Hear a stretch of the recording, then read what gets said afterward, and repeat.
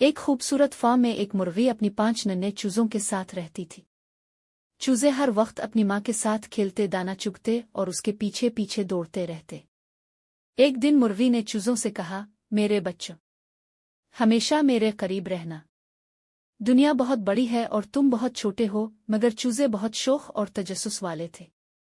جیسے ہی مرغی نے زمین پر دانا چگنا شروع کیا، 5 چوزے باغ کی طرف دوڑ گئے۔ وہ پھولوں کے درمیان چھپن چھپائی کھیلنے لگے اور تتلیوں کے پیچھے دوڑنے لگے۔ کچھ دیر بعد انہیں احساس ہوا کہ وہ راستہ بھٹک گئے ہیں۔ سورج کی دھوپ تیز ہو گئی اور وہ ڈرنے لگے۔ اتنے میں مرغی دوڑتی ہوئی آئی۔ وہ اپنے بچوں کو ڈھونڈتی پھر رہی تھی۔ چوزے دوڑتے ہوئے اس کے پاس گئے اور چہچہانے لگے۔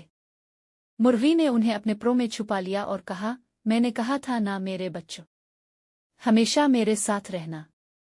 اس دن کے بعد چوزوں نے اپنی ماں کی بات ماننی شروع کر دی۔